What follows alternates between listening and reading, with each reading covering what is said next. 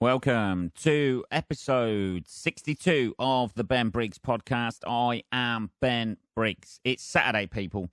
Saturday, the 7th of December, 2019. How is your run-up to Christmas going? It's getting there, people, innit? What, we got 2 weeks? You got all your presents? I asked this last time, didn't I? I know this. You're repeating yourself, Ben. I know. I'm flat out now. I've done all my Christmas shopping. I know. How fucking organised am I? I've just got to make sure everything... Well, there's nothing I can do about it, really, is there? Everything gets delivered. It's out there in the ether now, isn't it? That's what we do. Order online, just hope for the best that things get delivered. Certain things are coming from certain shops and been delayed. I know. It's a very stressful life I lead. I know this. I know. Anyway, how's your weekend going? I hope it's going well. I hope you're making the most of it. It is, at the moment, 9:15 at night. I've left this late again. Didn't have a gig tonight, so left it free. Had a few gigs this week. Had to cancel one because my car was fucked.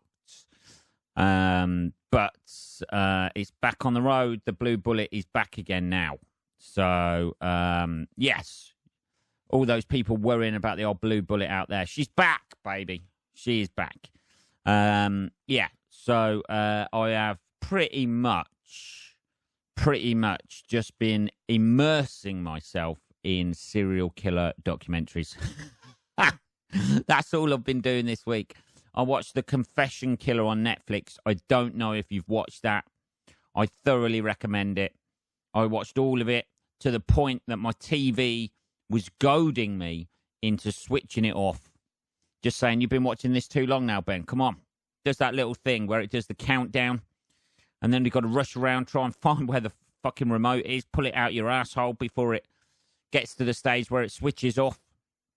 Or Netflix tries to liberate you from the hold it has over you by asking you if you want to continue watching. Of course I do, Netflix. You must know me by now. They've clearly got no learning algorithms within Netflix. Would you like to continue? Yes. You know it. You don't even have to ask that question. I'm hammering it right through to the end. It's almost like Netflix is judging me by just suggesting that I do other things with my life. I need one of these parental controls on it where it just switches off automatically and you can't re-access it for 24 hours. That's what I need. It's too much good stuff on there. The Confession Killer was fucking amazing. Just to see how somebody lies. How somebody can lie so much about having killed loads of people. And it was fucking obvious he was lying. They were showing like video from the 70s with it. And he's walking around, swanning around. This geezer, what's his name? Henry Lee Lucas. Was that it? He was the guy. Essentially, if you haven't seen it, watch it. But basically, if you haven't seen it, it's about a guy who was in prison. He killed his mum. He got let out of prison. And then some old neighbour and his girlfriend. He was in his late 40s. His girlfriend, who was 15, that nobody seemed to give a shit about at that point because it was the fucking 70s. Nobody actually... That's the thing about it. Nobody said, okay, you've done all these murders, but what about the dating of a 15-year-old girl as well? Is that, can we get you on a few charges with that? No. It's just straight to the murders, the fact that she went missing. And it's just so fucking weird how he just started confessing to loads of other killers and the police went along with it. It was meant to be in one place, like 2,000 miles away. And then the next day, it was meant to be in another place, killing somebody else. And they just went, yeah, I'm sure he did that. That's fine. Yeah, we'll just put it down to old Henry Lee Lucas. He's definitely the one who did all of this mass killing spree within different races, sexes, and fucking with different implements. It was like he was like the ultimate serial killer. And the police were just going along with it, going, yeah, chalk another one off to him. That's fine. You could see the bullshit just fucking coming out of every single pore of his body as he's sitting there. And the police are just giving details about the murders. And then a couple of days later, he goes, oh, yeah, I remember this. And just verbatim repeats the fucking information that the police have given him 2 days before. Ah, fuck me, man. Jesus. It was fucking, just watching it, you were like, well, yeah, clearly he's bullshitting. He's a fucking fantasist. And he's got a little mate there with him as well, Otis Toole. It was described as one of the stupidest people I've ever met. That's what he was fucking retarded to fuck, man. But it was just hilarious, their little... it was almost like something out of a sketch show, watching how these people were talking to each other. This Otis Toole was, I don't know, he was clearly a gay guy. If he wasn't, nobody even questioned that relationship as well. It was the 70s. You thought they'd have questioned it. Wasn't it illegal then? I don't know. They were just more concentrating on the murder and not the act of paedophilia he was doing with his 15-year-old girlfriend as well. So, but yeah, the Otis Toole guy was clearly also a fantasist who seemed to get involved with the Henry Lucas fantasies as well. And this has led me on to the Cold Case series that's on Netflix as well, because obviously they mentioned like the cold cases and just fitted up.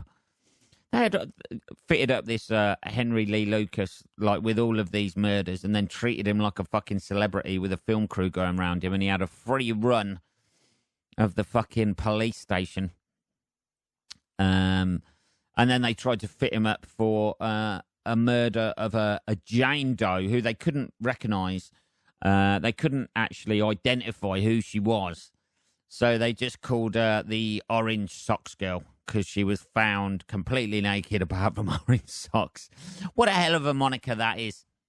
You know, she was drawing on those orange socks. Hey, these are going to get me attention. You're going to be, that morning, she's putting on those orange socks. These going to get, hey, do you like my kooky orange socks? Yeah, they're really cool. You're going to be the orange socks victim. That's what you're going to be known as. It makes you question what you put on in the morning just in case you're in some sort of accident or just in case you're brutally murdered and they can't identify you. And you become the lime green G-string guy. Just because it's the last pair of pants you had left. And you just thought, oh, wow, these will do. I'll wash the other ones tomorrow. Nope. That's what you're going to be for the rest of time. The lime green string guy. Or, you know, the old adage, don't always go out with clean underwear on. He was the shitty boxer shorts victim. That's what he was. The skid stain man. Oh, fucking hell. Jesus, what a moniker that would be for the rest of your life. I did important things in my life. Nope, you're the skid mark kid. That's who you are now. Oh, fucking hell.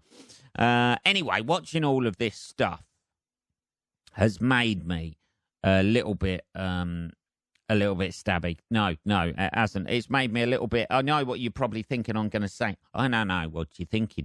I fucking hate people who say that on stage. But I appreciate what you think. Oh, well, you think you're some sort of Columbo now, do you, Ben? That you'd be able to identify a serial killer or a killer just because you've watched these documentaries. No, that is not what I have learned. What I have learned is how to get away with murder. I don't know if these... because you just see all the fucking mistakes they make. I don't know if these documentaries are actually meant to teach you that, how to identify the fucking... Because they all make the same fucking mistakes all the time. Every single serial killer or killer makes the same mistake all the time. They leave too much evidence around. What you need to do, first of all, that I've learned, this is the first thing. You need to shave. If you're going to kill somebody, you need to shave and scrub your entire body. It's like that film where Jude Law was in a fucking wheelchair. What was it? Gattaca? Is that it? Where Jude Law's in a wheelchair and the other guy out of Dead Poets Society. Oh, I forget his name now. Anyway, he's not got quite the right DNA. And he has to have Jude Law's DNA. Is that right? Is that right? That's got to be it, isn't it? I think it is. Fucking, what's the geezer's name out of fucking Dead Poets Society? The young lad. Hang on a minute. Fucking Ethan Hawke. That's it, isn't it? Ethan Hawke. Yeah. He's the one in Gattaca, isn't he? Who's trying to be, who's pretending to be fucking Jude Law's character, isn't he? That's what you need to do to be a serial killer. First off, this is Lessons in Serial Killing by Ben Briggs. That's what we're doing now. First of all, you need to chop off, take away all hair or whatever that can be left at the scene of the crime. You essentially need to take a Henry the Hoover with you as well, just as a backup. But you need to scrub down so you don't leave any particles. Completely cover your body so you don't leave any sweat, any fucking saliva. If you get a bit carried away and start sweating, you can't rape them either. You can't do that. If you're just going to kill them, you've got to stick to one crime. You can't, if you want to get away with murder, literally get away with murder, you can't go around fucking raping people and fucking people and getting carried away like that. You need to stick to the game plan. That's one thing I've learned. People get carried away too much. The thrill of killing someone is not enough. They need to get the rocks off as well. And that's where they leave all that fucking DNA. Assuming you haven't left any DNA around, you've taken your Henry the Hoover, you've hoovered round the body. Put a load of bleach down as well. Just scrub the crime scene clean. That's not easy to say. Not with these teeth, anyway. Then what you've got to do is, before you do all that, you need some sort of disguise. You can't just go around as a hairless bald man. If you've got, also, my advice for anybody contemplating being a serial killer out there, if you've got shifty eyes, don't even contemplate it, because that is what they pulled up fucking everybody on Cold Case. He had shifty dark eyes. You need happy eyes to be a serial killer if you're going to get away with it. Immediately, if you've got shifty eyes, or wear sunglasses, or I don't know, just unshift your eyes, you're going to have eye surgery to make them less shifty, which is obviously going to lead a paper trail that you don't want. Shifty eyes is a no-no. You're not naturally gifted as a serial killer to get away with it if you've got shifty eyes. That's what I'm going to... That's the point I'm trying to make. Before that, you need some sort of disguise, because so many people on that fucking Cold Case, so many fucking people just turned up with their natural face. Hi, you all right? How you doing? Pop into the local shop. I'm just here to buy a shovel and some fucking gaffer tape. No problem. Stare up at the CCTV. Hey, remember my face? Remember this weird beard? I'm going to keep it for fucking life. And they fucking do. So you need some sort of fucking disguise. You're going to be bald anyway, shaved off all your eyebrows and your fucking eyelashes. So you can pop on some false eyelashes and eyebrows, pop on a wig, probably a long wig, beard, to obscure most of your facial features. That's what you need. That's what they all get caught for. Having a face. Yeah, well, yes, Ben. Yeah. Ideally, what you want to do after you've killed somebody is to burn your own face off, and they'll never identify you. Is it the geezer over there? What about this geezer? Just flicking through the fucking photos. What about this blonde guy? Was it him? No, it doesn't look like. What about this guy with a face as a fucking pizza that's been... Well, clearly it's not that guy, is it? I'd have recognised that guy.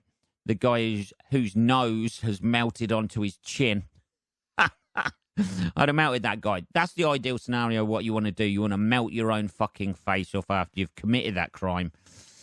Or if you're going to be a serial killer, give yourself a good run. Think, right, my target's 10. As soon as I hit 10, I'm giving up. It's like running marathons. That's when you have the plastic surgery afterwards. Also, don't buy anything within a 50-mile radius of where you're going to kill somebody. That's a given.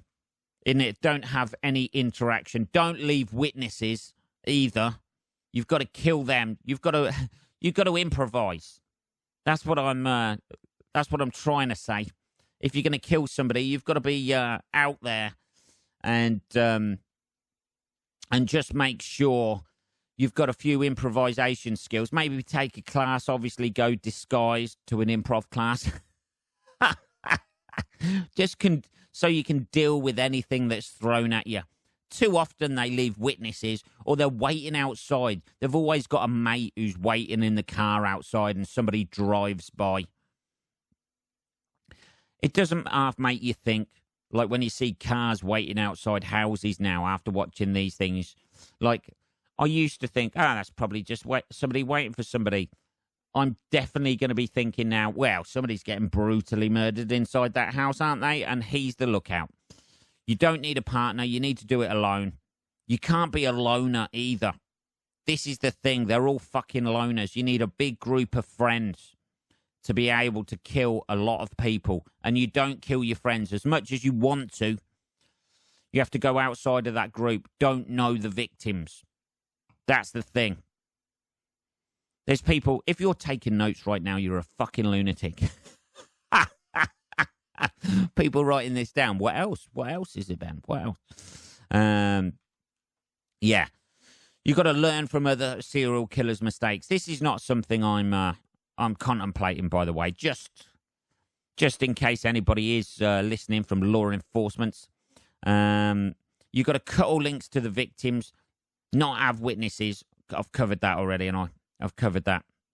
And clean up after you go. That's it. Clean as you go. That's it.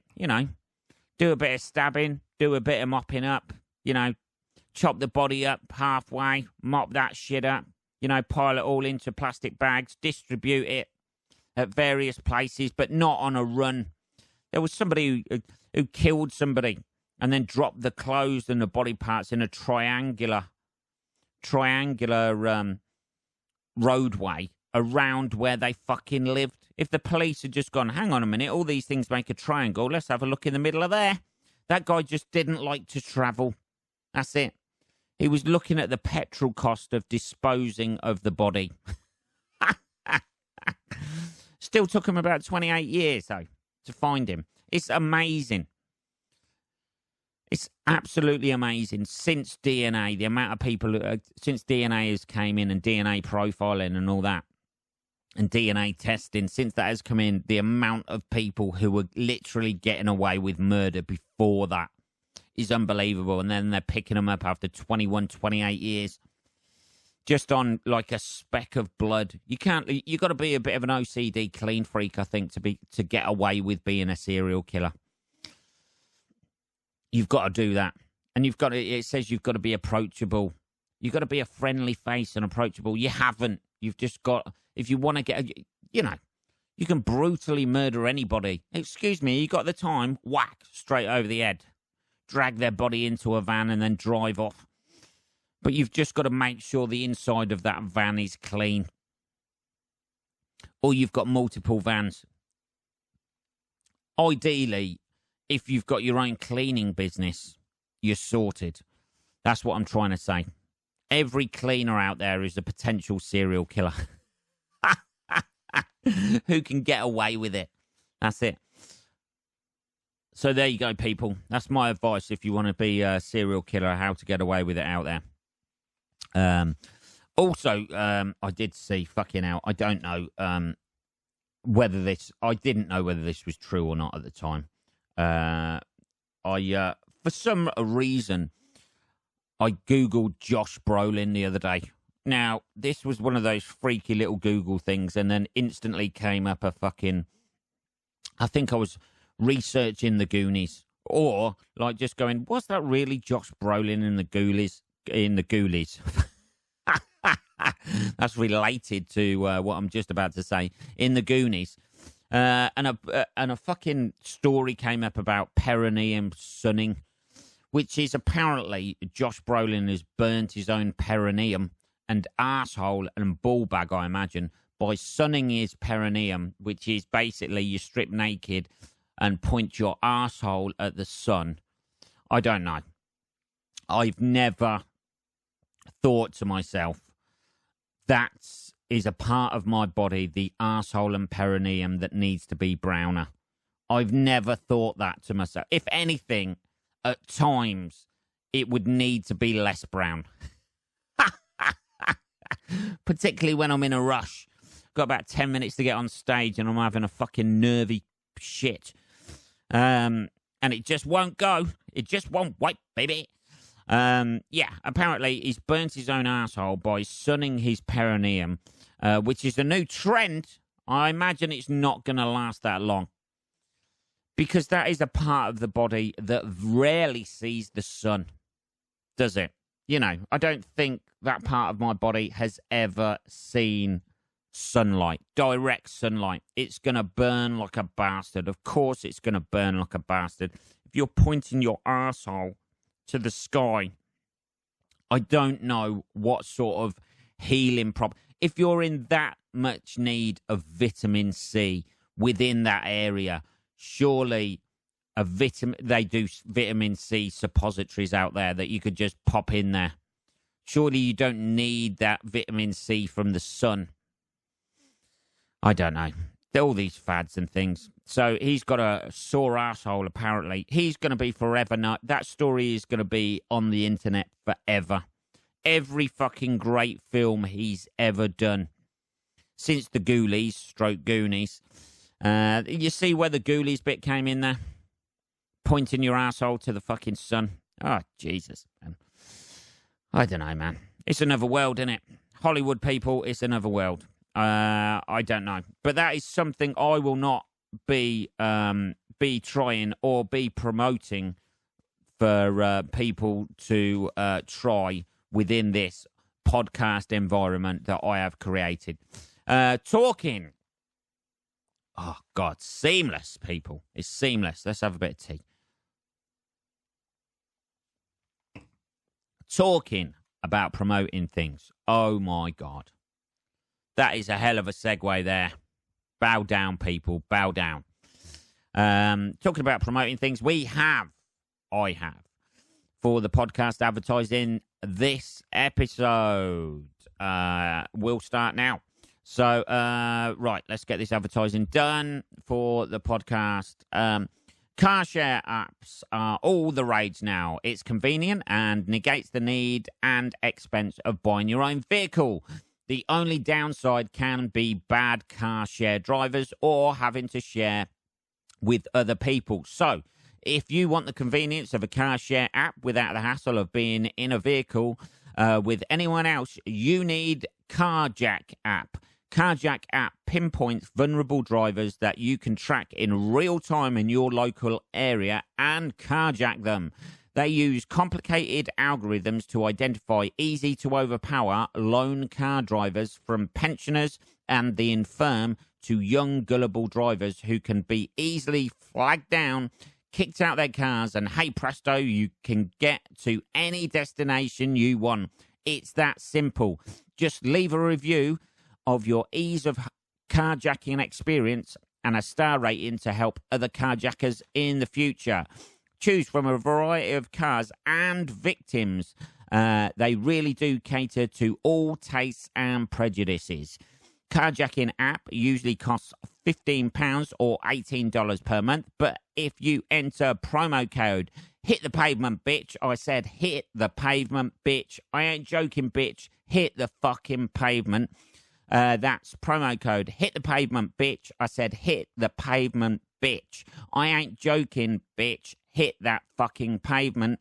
And you can receive a 10% discount for your first 12 months and a free blunt object out of your choice, only to be used as a prop. Brackets. So, to ease your journey, download Carjack app now for initially hassle and then very hassle-free motoring. Warning, carjacking may be classed as illegal in some countries, and Carjack app in no way endorses murdering the car owners. Very important to remember. That is the advertising done for this episode. Now, what do we got? Fucking weird shit happening in the news. Let's have a look. We have duck named Dave. This is it. This is it. Poor old Dave, man. We ought to start fucking... A duck named Dave has had to have his penis removed. Penis-related duck story. What more do you want, people out there? A penis-related duck story. Or a duck-related penis story. Either way round. A duck named Dave has had his penis removed after being over-amorous with ladies. Now, just to clarify, this is lady ducks as opposed to human being ladies. The owner of a duck has been forced to intervene after the little guy injured himself having sex with his female companions up to 10 times a day. Fuck me, man. Jesus. Duck roast. Oh, a duck named Dave has had to have his penis removed. Why remove his penis? It sounds like he's probably going to have a fucking heart attack anyway. The duck's owner, Josh Watson, claims the bird was mating with his female companions, Dora, Edith, and Frida, up to 10 times a day. Good old boy. Fucking hell. That's why. This is exactly why when you go to put in the word fuck in text and it comes out as duck, it all becomes clear, people. Doesn't it? It all becomes clear. Predictive text knew it all along. Ducks are the real fuckers. The duck's owner, John Watson, claims the bird was mating... read that. As a result, Dave injured himself and got a nasty infection. No shit, he's fucking 3 birds at once. Literally. Ugh. He was prescribed antibiotics and his owner was tasked with washing his penis daily. The owner just didn't want to wash his cock daily, did he? And thought, oh, I'll chop that fucker off and that saves me a job. I can text more people I want to duck them. But as the duck kept trying to have sex, it unfortunately didn't do the trick. Couldn't they cover it over? Vets decided that the only thing they could do to make Dave more comfortable was to remove his manhood, leaving about 1 centimetre behind. It's not bad for a duck, man. If you're a fucking duck and you got a 1 centimetre cock left, that's not bad, did he? It must have been bigger than 1 centimetre then. Jesus. And his owner says he's doing just fine, but he's understandably a bit upset about it all. No shit. He doesn't look very fucking happy. He's just staring at the fucking camera. Where's me cock? Josh, who lives in Torquay, Devon, explained, I think he feels pretty upset about it. Yeah, no shit. I think he's a nymphomaniac. He's got a high sex drive, basically, so I think that's what's caused it. He's a fucking duck doing what ducks do. He's duck and fucking like a duck. Fuck a duck. He tries... Oh, Jesus Christ. It's word association it's come to now, isn't it? That's it, people. He tries to mate with his female companions a lot. Not anymore, he don't. I bet he's just like a really good friend to them, and that's... Hey, Dave's a lot more listening these times. Now, he's not trying to fuck me. Every chance he can get, between 5 and 10 times a day, maybe more. Josh continued to say how most ducks only act that way during mating season, but Dave doesn't ever calm down. Hey, ladies, Dave's in the house. Mating season means nothing to me. I'm 24/7 fucking. That's me, Dave the fucking mallard. Get your bills round this, sweetheart. He added, he doesn't stop throughout the year. Over winter, he's meant to be calmed down. The duck stops laying eggs, but he doesn't stop mating. He's still in there. Bang. Fucking scrambling an omelette up. He just carries on. I think his female companions do like him. Yeah, only as a friend now. And they obviously sometimes get fed up with him and wander off. Don't worry about it, Dave. They do it to all of us, mate. That's just how it turns out when you're a guy. Fucking hell, man. Jesus Christ. So we've got a duck that can't fuck and it can't fuck anymore. Can't stop fucking and now it can't fuck. Jesus, man. She went on to assure people that while he'll no longer be able to successfully breed, the operation won't have too much impact on the duck's future. He'll definitely still try to mate. It's not going to stop him. He's got a centimetre left. They're gonna be 3 unsatisfied lady ducks, aren't they? What happened to you, Dave? You had a little bit more girth, a little bit more length the last time. I'm going to have to go off and find another fucker. Ah, Jesus. What are we on? What are we on, people? Oh, half an hour. Look at that. The duck's taken us. We've flown over the finish line and other puns. I don't know. That was episode 62, people, of the Ben Briggs podcast. If you want to message me about anything, you can email me at podcast@benbriggs.co.uk. Give us a share. Give us a like, give us a review on Apple Podcasts. It all helps take me up the rankings, and we're doing pretty good right now. So I will be back on Tuesday, people. Holy shit. Tuesday, have a good weekend. Till then, motherfuckers. I'll speak to you on Tuesday. Take care.